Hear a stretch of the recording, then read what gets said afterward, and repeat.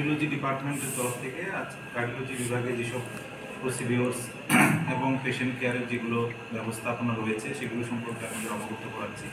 আমরা একটা পরিসংখ্যান যদি দেখি, লাস্ট এই 2024-এর লাস্ট 2 মাসের মধ্যে আমরা প্রায় 120টার মতো কার্ডিয়াক টোটাল প্রসিডিওর করেছি, যার মধ্যে 70-এরও বেশি অ্যাঞ্জিওগ্রাফি, অ্যারাউন্ড 30 থেকে 35টা অ্যাঞ্জিওপ্লাস্টিক, তাছাড়া অ্যারাউন্ড 20-22টার মতো পেসমেকার ইমপ্লান্টেশন, তাছাড়াও পেরিফেরাল অ্যাঞ্জিওপ্লাস্টিক, যেটা করার জন্য আগের দিনে অনেক পেশেন্টদেরই বাইরে যেতে হতো, বাইরে চিকিৎসা করতে হতো এবং খুব প্রচণ্ড ব্যয়বহুল ছিল। সেটা এখন এখানেই সম্ভব। তো সেটা আমরা সাকসেসফুলি 4টে পেশেন্ট আমরা করতে পেরেছি এবং একজন পেশেন্ট আমাদের সঙ্গ আছে, ওনাদের সঙ্গ আপনাদের সাক্ষাৎ করিয়ে দেবো আজকে। তো এছাড়াও আমাদের এখানে একটা ইম্পর্টেন্ট প্রসিডিওর যেটা হচ্ছে হার্টের ফুটো, যেটাকে আমরা ডিভাইসের মাধ্যমে বন্ধ করেছি বিনা সার্জারিতে, ওপেন হার্ট সার্জারি ছাড়া, সেটাকে বলে ডিভাইস ক্লোজার। এটাও আমরা লাস্ট 1 মাস আগেই সাকসেসফুলি প্রথমবার করতে পেরেছি। তো এবং পেশেন্টও সুস্থ আছে। এছাড়া আমরা এখন নতুন নতুন যেগুলো ডাইমেনশনস কার্ডিওলজি ইন্টারভেনশনস সেগুলোও শুরু করছি, আরও উত্তর প্রগতি আমরা প্রচেষ্টা করছি। ওপেন হার্ট সার্জারি ছাড়া আপনারা আপনি যে বুকে পেসমেকার বসান কীরকম খরচা করছে? দেখুন, আয়ুষ্মান ভারতের প্রকল্পের আন্ডারে pacemaker completely free of cost হচ্ছে। এছাড়াও এনজিওপ্লাস্টিও যেগুলো হচ্ছে সেগুলোও ফ্রি অফ কস্ট হচ্ছে।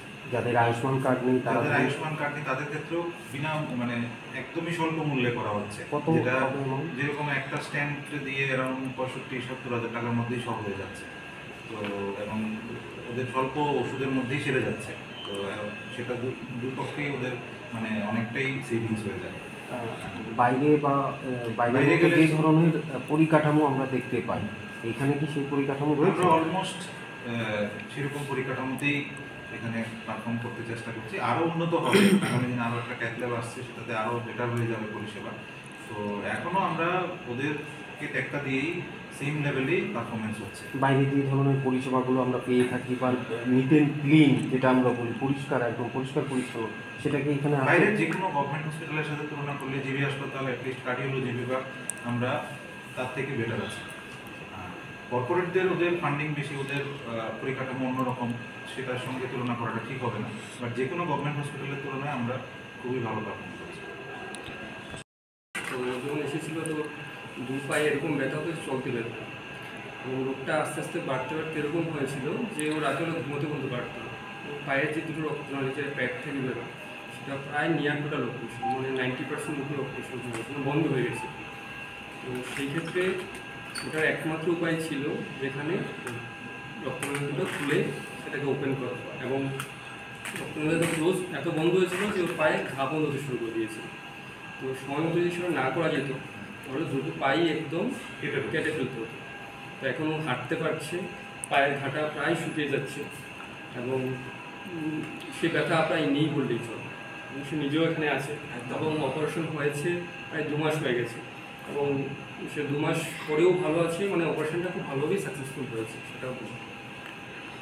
এবং এটাও বলা রাখা যে আমরা শুধু হার্টেরই রক্তনালী অপারেশন করি না, আমরা পেটের রক্তনালী, পায়ের রক্তনালী সেগুলোর অপারেশন করা হয়, এবং এটা আমরা কনক্লুসিভভাবে যে হার্টের অন্য সমস্যাগুলো আছে, যেরকম হার্টের ফুটো থাকা, সেই প্রসিডিউরগুলো আমরা করতে সক্ষম, এবং ভালভের মধ্যেও যে সমস্যাগুলো আছে সেগুলো কেটে সব পেশেন্টকে বুক কেটে অপারেশন না করলেও চলে, তাদেরকে সেই পরীক্ষাগুলো আমরা দিতে সমর্থ, এবং আমরা চেষ্টা করছি যে অদূর ভবিষ্যতেই সেগুলো একদম খুব ভালোভাবে শুরু করে।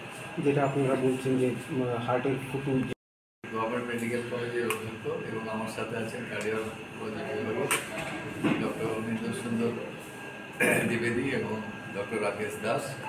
কার্ডিওলজি ডিপার্টমেন্ট আমাদের এখানে খুব ভালোভাবে চলছে, এবং আজকের এই প্রেস মিটের উদ্দেশ্য হলো জনসাধারণকে জানানো যে এখানে আমাদের কী কী সার্ভিস অ্যাভেলেবেল আছে এবং আমাদের কত ব্যাপারে আমরা সফল হয়েছি।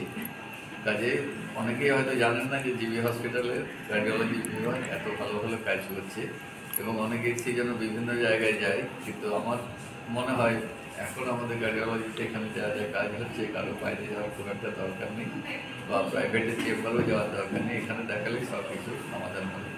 এবারে আমি ডক্টর অনিন্দ্য কে বলতে বলছে ওর ডিপার্টমেন্ট সম্বন্ধে ডিটেলসে